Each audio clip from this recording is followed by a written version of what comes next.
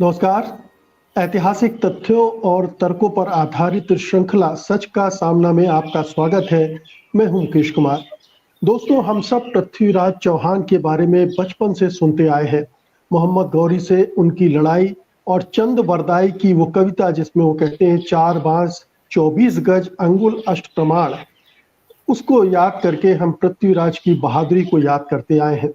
इसमें संयोगिता हरण का भी मामला आप जोड़ सकते हैं, याद कर सकते हैं। लेकिन अगर आप यहीं तक रुक गए तो पृथ्वीराज के बारे में सही रूप से नहीं जान पाएंगे। आज हम इस एपिसोड में पृथ्वीराज के बारे में और भी तमाम जानकारियां इकट्ठी करके लाए हैं ताकि आप उनको समग्र रूप में देख सकें। एक फिल्म अभी रिलीज हुई है, कहीं ऐसा ना हो कि आप उस फिल्म के आधार पर ही पृथ्वीराज को आंकना शुरू कर दें, पृथ्वीराज की छवि गढ़ना शुरू कर दें, क्योंकि फिल्मों में एक तरफा भी होता है और अतिरेक भी होता है। अगर हम इतिहास को सही मायने में जानना चाहते हैं तो हमें उनसे बचना चाहिए। तो आज हम जो जानकारी लेकर आए हैं वो जो साझा करेंगे, हमारे साथ जाने माने सामाजिक कार्यकर्ता और इतिहास के जानकार प्रोफेसर राम पुनियानी है। उनके साथ बातचीत करेंगे, उनके जरिए आपको ये तमाम जानकारी देंगे। सबसे पहले आपका स्वागत है प्रोफेसर पुनियानी। धन्यवाद। इतिहास के चरित्र बार बार उठकर हमारे सामने खड़े हो रहे हैं। पता नहीं उनसे हमें क्या हासिल होने वाला है। एक अगर इतिहास दृष्टि मिल जाए तो ये बहुत बड़ी बात होगी, अन्यथा हम उन मिथकों और अर्ध सत्यों में उलझे रहेंगे और शायद भविष्य की तरफ सही ढंग से देख भी ना पाए। लेकिन मैं जानना चाहता हूं कि पृथ्वीराज चौहान की जो छवि हमारे सामने खड़ी हुई है, आमतौर पर जो पॉपुलर छवि है और जो इतिहास के आधार पर बनती है, उसमें क्या फर्क? देखिए, आप जिस प्रकार के आपने जैसा कहा, पृथ्वीराज के बारे में जो हमने ज़्यादातर जाना है वो चंद बरदाई की पुस्तक पृथ्वीराज रासों से जाना है। अब पृथ्वीराज चौहान जो 12वीं शताब्दी के नायक थे, अजमेर से उनका राज्य शुरू होता है और वो 12वीं शताब्दी में था। और चंद बरदाई ये जो किताब लिख रहे हैं वो 16वीं शताब्दी में है। तो पहली बात तो निश्चित रूप से चंद बरदाई जो इसमें जिसको कहते हैं पोएटिक लिबर्टी, उसके आधार पर इसको करते हैं। और जबकि हमारे हमारे मन में धारणा ये बनी हुई है कि जब पृथ्वीराज चौहान को लाया गया मोहम्मद गौरी के सामने, तो चंद बरदाई ने इशारों में ये कविता पढ़ी और उससे पृथ्वीराज चौहान ने अंदाजा लगा लिया और सही निशाना साधा सीधे मोहम्मद गौरी पर। जी, और दूसरा उसमें रोमांटिक एस्पेक्ट भी है जो संयोगिता और पृथ्वीराज का है। ये दोनों एक आकर्षक चीज़ों के आधार पे चंद बरदाई ने इस महान किताब की रचना की। पर ये इतिहास है क्या, ये हमको सोचना चाहिए, क्योंकि जैसे हम पहले पद्मावत पे चर्चा कर चुके हैं, मलिक मोहम्मद जायसी के उपन्यास के आधार पे कैसे धारणाएं प्रचलित हुई और कैसे उन धारणाओं को फिर इतिहास के रूप में प्रस्तुत करके पद्मावती का इमेज खड़ा किया गया, अलाउद्दीन खिलजी को डेमोनाइज किया गया, वो एक एस्पेक्ट है। अब जहाँ तक पृथ्वीराज का सवाल है, इसमें चंद बरदाई ने जो लिखा है वो एक उसमें उन्होंने अपनी कल्पना के आधार पे अब 4 शक्ति उस प्रकार जो उस वहाँ इतिहास के प्रमाण थे। इतिहास के प्रमाण तो केवल कुछ चंद हैं। 2 किताबें खास तौर से उस समय की हैं जो इसके बारे में है। एक है संस्कृत में पृथ्वीराज विजय जो 12वीं शताब्दी में लिखी गई, और दूसरी एक पर्शियन किताब है ताज अल मासीर जो भी उसी 1216 में लिखी गई। उसमें कुछ इतिहास के पहलू हैं। और जहाँ तक चंद बरदाई का सवाल है, जिसके आधार पर ये फिल्म भी बनी है, वो एक पृथ्वीराज का गौरवान्वन है और उसको एक राजा के तौर पे, महान राजा, संयोगिता के साथ उसका रोमांस, ये 2 चीज़ों के आधार पे उनकी जो काल्पनिक कविता की किताब है उसको ही इतिहास का आधार मानकर हमारे बीच में प्रचलित किया गया है। तो ये वास्तविक जो इतिहास में हुआ और इतिहास के जो स्रोत हैं, अब इतिहास के स्रोत तो उस समय भी चारण भाट ये कविताएं लिखते थे, उसमें भी एक अतिशयोक्ति होती थी। प्रोफेशनल हिस्टोरियंस तो थे नहीं, तो फिर भी ये 2 किताबों के आधार पे जो इतिहास को हम जोड़ सकते हैं वो इस प्रकार की चीज़ों से बिल्कुल अलग है। पहली बात तो ये है इसमें कि वो जो उन्होंने तीर चला के मोहम्मद गौरी को मारा, उसके बारे में शंका है, क्योंकि 1191 में मोहम्मद गौरी और पृथ्वीराज चौहान इनकी लड़ाई होती है, जिसमें मोहम्मद गौरी हार के वापस चला जाता है। ये तराई जो आजकल का हरियाणा है, उस क्षेत्र के वहाँ लड़ाई हुई थी, तो पहली लड़ाई में तो वो हार के चला जाता है। फिर 1192 में 1192 में फिर से वो आता है और उस लड़ाई में वो जीत जाता है। पृथ्वीराज चौहान को कैद करता है और उनकी हत्या करता है। जो ज़्यादा अकाउंट ऐतिहासिक हैं, जो मैंने आपको किताबों का कोट किया, उसके आधार पे ये कहा जा सकता है कि ये जो चंद्रबरदाई की किताब है, ये काफ़ी एक काल्पनिक कविता सरीका है, जिसके आधार पे ये फिल्म भी बनी है। प्रोफेसर पुनियानी, आपने कहा कि मोहम्मद गौरी ने उनको गिरफ्तार किया और उनकी हत्या की। कुछ ऐसे विवरण भी मिलते हैं कि मोहम्मद गौरी चाहता था कि वो उनको फिर से अजमेर का राजा बना दे, अपने मातहत रखते हुए, और उनको बनाया भी, और उस दौरान सिक्के भी चले जिसमें दोनों के बारे में जिक्र था। लेकिन पृथ्वीराज चौहान ने शायद बगावत कर दी या जो कुछ भी हुआ, उसके बाद उनकी हत्या कर दी और उसके बाद उनके बेटे को मोहम्मद गौरी ने राजगद्दी सौंप दी। क्या इसमें ऐतिहासिक सच्चाई है? ये भी सच्चा है, क्योंकि अब ये इतिहास के उस समय के विवरणों में दो प्रकार के विवरण आते हैं। एक तो मैंने आपको जो बताया कि 1192 की लड़ाई के बाद ही उनकी हत्या की गई, और दूसरा ये है कि उसने अजमेर का राजपाट इनको सौंपा, जिसमें जैसे आप सही बता रहे हैं कि वो सिक्के चले, जिसमें दोनों तरफ एक तरफ पृथ्वीराज चौहान का और एक तरफ गौरी का वो बना हुआ है।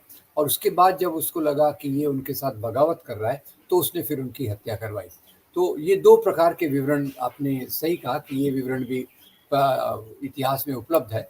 तो इन दोनों में से हम एक चीज़ को कर सकते हैं, जो चंद्रबरदाई के वर्णन से जिसके आधार पे एक फिल्म बनी है, उससे पूरी तौर से अलग है। जी, अब यहाँ एक चीज़ और है कि हम सिर्फ मोहम्मद गौरी से लड़ाई के बारे में हमें बताया जाता है। मोहम्मद गौरी से लड़ाई हुई, मोहम्मद गौरी को हराया या मोहम्मद गौरी ने पृथ्वीराज को मार डाला। बस जैसे पृथ्वीराज के जीवन में एकमात्र या दो लड़ाई यही हुई थी और इसी में उनकी वीरता का पूरा हमें वो देखने को मिलता है। लेकिन क्या मोहम्मद गौरी के पहले किसी और मुस्लिम राजा से पृथ्वीराज चौहान की लड़ाई हुई थी, या मोहम्मद गौरी के अलावा दूसरे हिस्सों में भी वो जिन राजाओं से लड़ते रहे, वो मुसलमान थे, हिंदू थे, ये क्या सिलसिला था? देखिए, 1176 में ये चौहान वंश अजमेर पे सत्ता पे आया और पृथ्वीराज काफ़ी एम्बिशियस थे, महत्वाकांक्षी थे। तो सबसे पहली उनकी लड़ाइयाँ जो हुई, वो पड़ोस के छोटे छोटे राजपूत राजाओं के खिलाफ थी। इसको थोड़ा रेखांकित करने की ज़रूरत है, क्योंकि ये जो चित्र हमारे सामने बनता है कि हिंदू राजा केवल मुसलमान राजाओं के खिलाफ लड़े और ये धर्म उसका आधार है, ये बिल्कुल नहीं था। पृथ्वीराज ने पहले इन राजपूत राजाओं को हरा के अपने राज्य का विस्तार किया। उसके बाद वो अपने बाहर निकला और बाहर में उसने थोड़ा एरिया जीता, और जब गुजरात के चालुक्य राजाओं से उसकी लड़ाई हुई, तो उसमें वो विजयी नहीं हो पाया।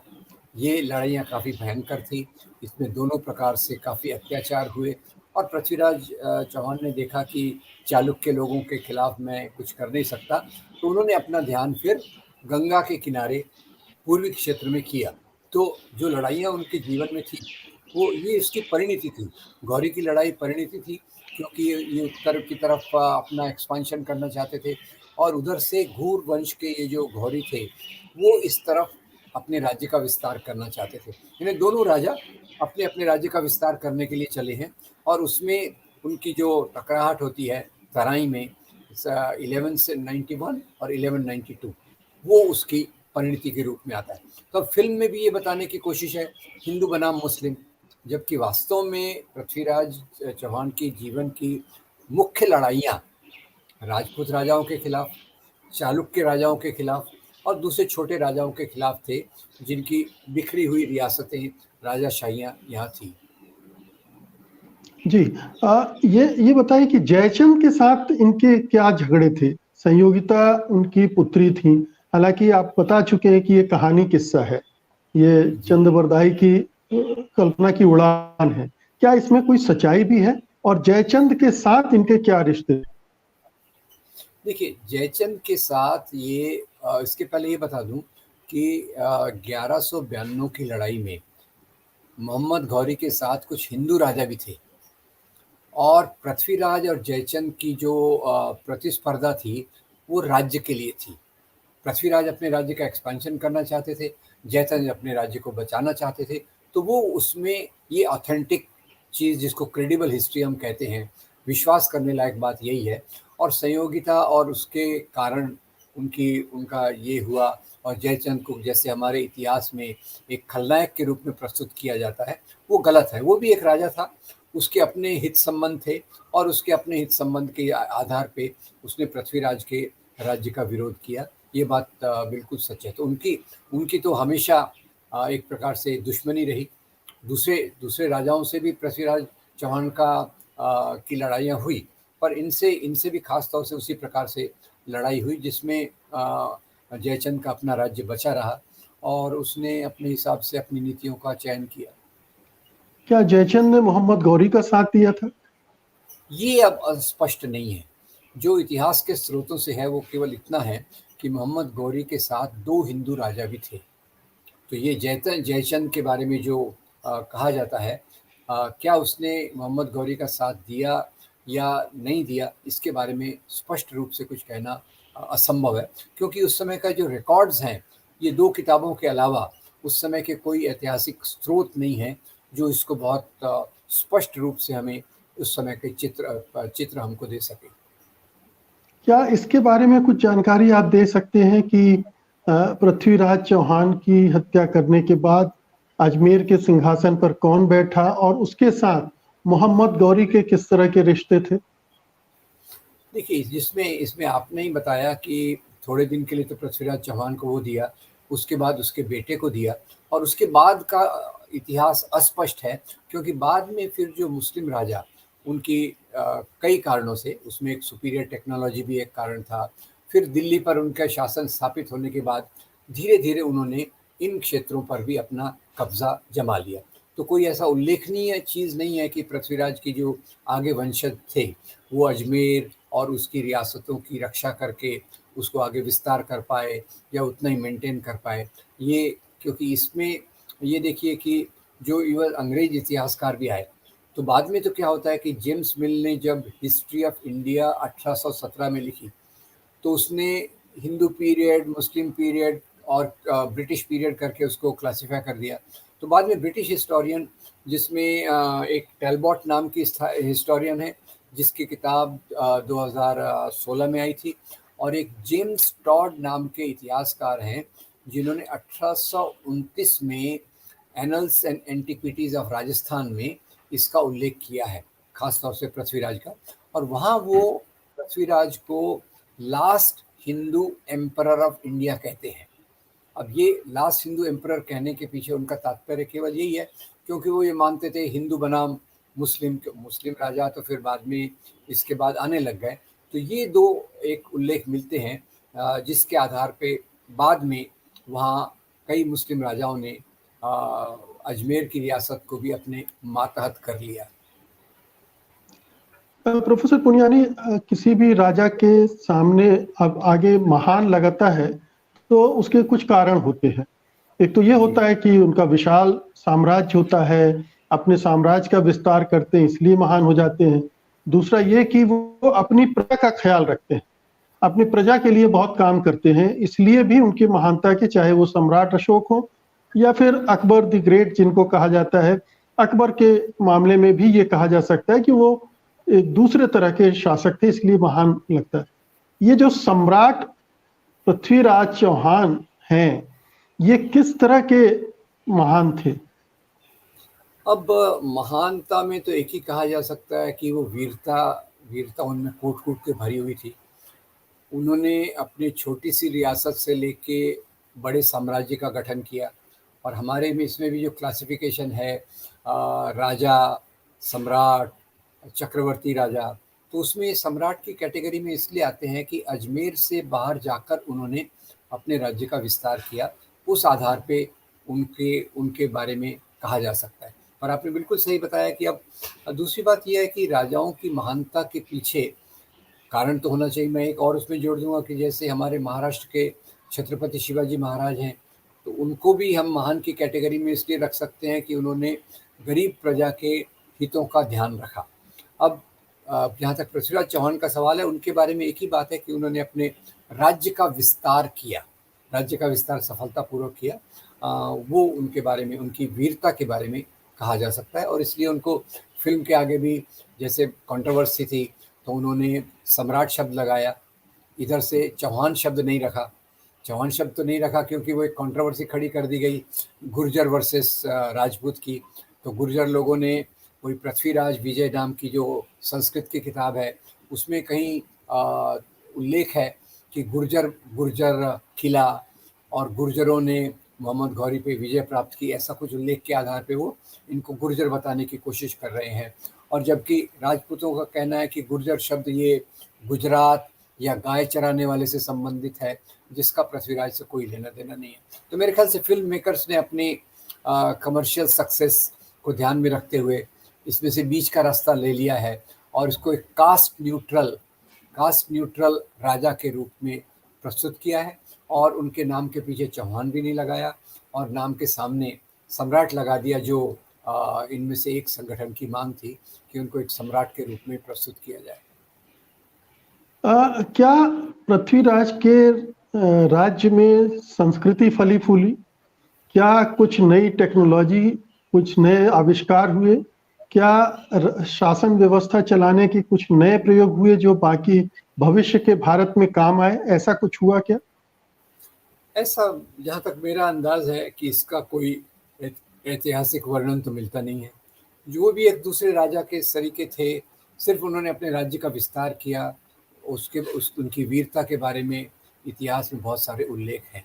और जो ज़्यादा चीज़ें जो इस फिल्म से चारों तरफ आई, एक और ध्यान पे मैं आपका ध्यान दिलाना चाहूँगा, ये चीज़ें तो उसके बारे में कुछ उपलब्धि है ऐसा मुझे लगता नहीं है। जिस बात पे कंट्रोवर्सी खड़ी करने की कोशिश की गई और अक्षय कुमार ने जो इंटरव्यूज़ में बताया कि हमारे गौरवपूर्ण राजाओं का इतिहास में वर्णन नहीं है, वो भी एक पूरी तौर से गलत बात का प्रचार किया जा रहा है। क्योंकि मैं अभी एनसीईआरटी की किताबों के बारे में जानकारी पता कर रहा था, तो एनसीईआरटी की अभी भी जो किताबें, क्योंकि बोर्ड्स तो बहुत हैं, एनसीईआरटी की जो किताब 7वीं की किताब है, उसमें पृथ्वीराज चौहान पे पूरा एक चैप्टर है। और जबकि जो मुगल वंश के बारे में कहा जा रहा है कि उन्होंने तो भाई उनके बारे में बहुत गुणगान किया जाता है, तो उसके पूरे 6 स्टैंडर्ड से लेके 12th स्टैंडर्ड तक पूरी किताबों में मिलाकर उनके ऊपर केवल 3 चैप्टर्स हैं। तो सवाल यही है कि इसके पीछे मुख्य रूप से जो इसको प्रमोट किया जा रहा है शासकों द्वारा, उनके लिए फ्री टैक्स फ्री कर दिया गया है इसको उत्तर प्रदेश में, वो इसीलिए कि एक महान हिंदू राजा ने एक मुसलमान राजा के साथ लड़ाई की, वो आधार है। बाकी चीज़ें आप जो सोच रहे हैं या होनी चाहिए, उसके बारे में कोई निश्चित प्रमाण मिलता नहीं है, और ऐसा कुछ नया हुआ होगा ऐसा लगता भी नहीं है। अक्षय कुमार तो खैर विवेक अग्निहोत्री वाली लाइन के ही सोच विचारक हैं, तो उनसे और कुछ अपेक्षा नहीं की जा सकती है। और उनका बौद्धिक स्तर कितना है ये हम पहले देख चुके हैं। जो प्रधानमंत्री का इंटरव्यू लेते हुए उन्होंने प्रश्न पूछे थे, आप आम छील कर खाते हैं कि काट कर खाते हैं? तो उनके मानसिक पर स्तर पर कोई किसी को संदेह नहीं है कि वो कितने बुद्धिमान है। लेकिन एक अंतिम प्रश्न मैं आपसे कर रहा था कि संयोगिता हरण किया, और एक और प्रसंग आता है जिसमें चालुक्य वंश की या कहीं की कोई एक और सुंदरी थी, राजकुमारी थी, जिस पर भी उनका दिल आ गया था। संयोगिता के बाद, वो हरण के बाद वो थोड़ा सा विलासी भी हो गए थे। तो ये भी एक उनके चरित्र का हिस्सा है। इसमें देखिए, ज़्यादातर राजाओं के जीवन में एक से ज़्यादा पत्नियां होना या एक से ज़्यादा स्त्रियां होना, ये कोई आज के मापदंड से हम ले नहीं सकते।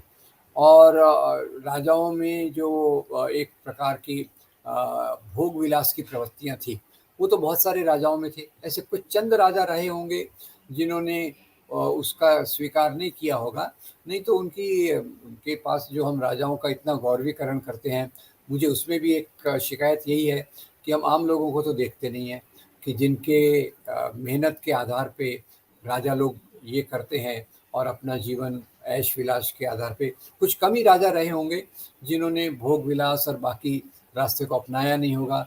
बहुत सारी सुंदरियों को अपने रनिवास में या उनके जो मुस्लिम राजाओं के भी ये रहते थे उसमें नहीं रखा होगा। उसमें उसमें पृथ्वीराज के बारे में कोई विशेष तो नहीं है, पर हाँ, ये संयोगिता का जो प्रकरण है और जहाँ तक चालुक्य का सवाल है, चालुक्य के बारे में मुझे एक शंका इसलिए है क्योंकि चालुक्य को ये हरा नहीं पाए। ज़्यादातर ये जो लड़कियाँ या राजकुमारियों के साथ ये लोग विवाह करते थे, उनको अपने यहाँ ले आते थे, वो ज़्यादातर उनसे या तो संधि हो जाने के बाद या उनको हराने के बाद उस प्रकार की प्रक्रिया होती थी। जैसे हमारे छत्रपति शिवाजी महाराज ने भी कई लोगों के साथ युद्ध किए और फिर एक संबंध के रूप में उनकी लड़की या बहन उनके साथ शादी की। तो पृथ्वीराज, जहाँ तक चालुक्य का सवाल है, चालुक्य से तो उनके संबंध काफ़ी टेढ़े थे और वो वहाँ हो नहीं पाए, तो चालुक्य का कहा नहीं जा सकता। पर संयोगिता के बारे में तो चंद्रबरदाई ने काफ़ी विस्तार में लिखा ही है। तो कुल मिलाकर ये कह सकते हैं कि अब हम एक लोकतांत्रिक समाज में रह रहे हैं। हमारा सोच भी लोकतांत्रिक होना चाहिए। जो सामंती युग के अवशेष हैं, जो इतिहास है और जिस तरह की कल्पनाएं और अर्ध सत्य गढ़े गए हैं, उसको लेकर हमें एक दूसरी तरह की राजनीति की तरफ ढकेलने के लिए, अपने कुछ एजेंडे को पूरा करने के लिए उससे बचना चाहिए और अपने स्वतंत्र मस्तिष्क का इस्तेमाल करते हुए इतिहास को अलग ढंग से समझने और पढ़ने की कोशिश करना चाहिए। बहुत बहुत शुक्रिया प्रोफेसर पुनियानी आज की बातचीत के लिए। धन्यवाद आपका। नमस्कार। धन्यवाद।